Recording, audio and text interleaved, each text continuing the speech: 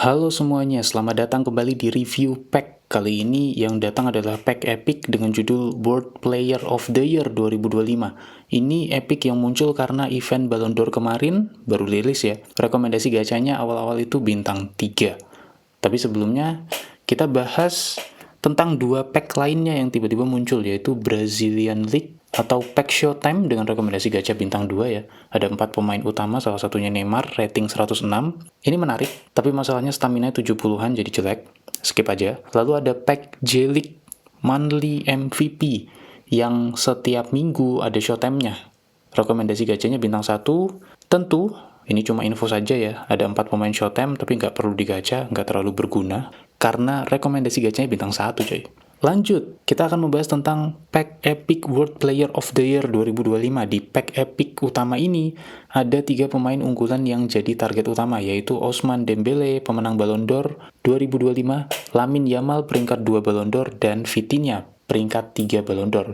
Ketiga pemain ini sebetulnya pernah ada versi big time-nya ya, Dembélé dan Yamal. Kalau Vitinha sebetulnya ada, tapi versinya Showtime, bukan Big Time. Dan ketiganya saat ini adalah pemain Epic di pack ini. Dan di pack ini ada 3 ranking triple S, 6 ranking S, dan 2 ranking A. Secara rasio gacanya sama ya, hanya 2%.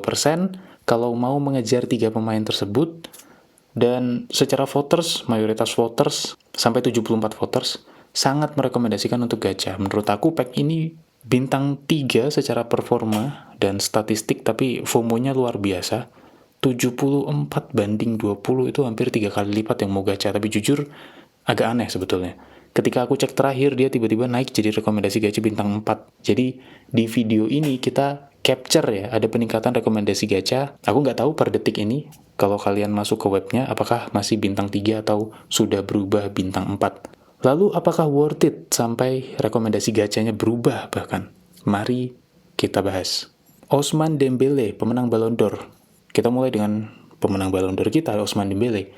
Dia punya gaya main goal poacher, pemburu gol, bisa jadi center forward, penyerang sayap sampai gelandang sayap. Kekuatan kaki lemahnya sering, akurasi kaki lemahnya sangat tinggi, tapi sayangnya formnya standar. Special skillnya bukan phenomenal finishing, justru malah visionary pass dan momentum dribbling. Walaupun punya double special skill ya, tapi kalau misalkan skillnya kayak gitu, mending jadi gelandang aja nggak sih? Kekuatan spesial statistiknya ada di finishing, kecepatan, kicking power, dan balance. Kalau kita bandingkan dengan Dembélé versi big time sebelumnya, Epic yang sekarang sebetulnya tidak ada perubahan yang cukup signifikan, semuanya fluktuatif naik turun, tapi kontak fisik dan sundulan itu naiknya lumayan tinggi. Ini mungkin jadi alasan kenapa ratingnya 104 ke 106, karena ada peningkatan kontak fisiknya. Sekarang kita bandingkan dengan para speedster goal poacher atau para pemburu gol yang super cepat. Seperti King Rummenigge dan Eto'o. Dembélé punya kecepatan yang lebih oke sebetulnya ya. Cuma masalahnya offensive awareness-nya yang masih kalah. Jadi kalau ada bola terobosan, dia kurang responsif. Tapi sebetulnya powernya ada di kemampuan passingnya juga sih. Dembélé juga bisa passing. Umpan lambung dan umpan datarnya itu paling bagus di antara goal poacher lainnya, karena untuk para pemburu gol lain tuh fokusnya ngegolin. Masalahnya Dembélé bisa umpan, dan balance-nya Dembélé juga yang terbaik di antara yang lain. Jadi ketika dia dribbling nggak mudah oleng. Kalau kita sandingkan dengan Mbappe dan para speedster rating 107 ke atas, kemampuan dribbling Dembélé itu tidak lebih baik daripada Gareth Bale. Bahkan Pele lebih lengkap ya dari sisi finishingnya juga. Mbappe sebetulnya ini masih ketolong dari sisi offensive awareness dan finishing. Dan kalau misalkan Mbappe tidak punya offensive awareness setinggi itu, maka sebetulnya Dembélé yang lebih baik. Jadi kalau misalkan dibandingkan di antara para pemain ini, Dembélé itu masih lebih baik daripada Mbappe. Kalau yang lain masih di atas Dembélé. Kita lanjutkan ke Lamine Yamal. Usianya masih 18 tahun, tingginya 180 cm, dengan gaya main spesialis umpan silang. Dia punya special skill edge crossing dan momentum dribbling. Masalahnya, kaki utamanya adalah kaki kiri dan dia ada di sayap kanan. Seharusnya dia tuh inverted winger, masuk ke kotak penalti dan bikin gol. Kalau dia spesialis umpan silang, berarti dia harus memposisikan kaki kirinya untuk bikin umpan silang. Kan aneh ya? Kalau dibandingkan dengan Lamine Yamal versi sebelumnya, kemampuan driblingnya nggak terlalu spesial, tapi ada beberapa kemampuan yang ditingkatkan seperti umpan lambung, kecepatan, kekuatan tendangan, dan stamina.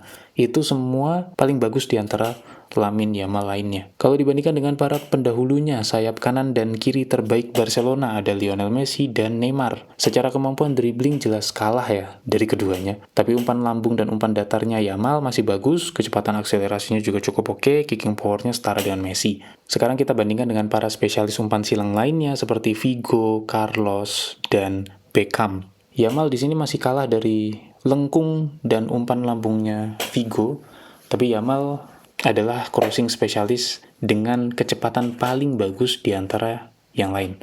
Artinya kalau dia dapat bola ya, dia bisa bawa ke pojokan lebih cepat, baru nanti kita posisikan dia untuk bisa ngasih tendangan edge crossing yang lebih baik. Jadi secara statistik sebetulnya cukup menarik, tapi aku nggak tertarik. Terakhir, Vitinha, seorang orkestrator dari PSG, dia bisa jadi gelandang serang sampai gelandang bertahan, tapi basisnya di sini gelandang bertahan ya.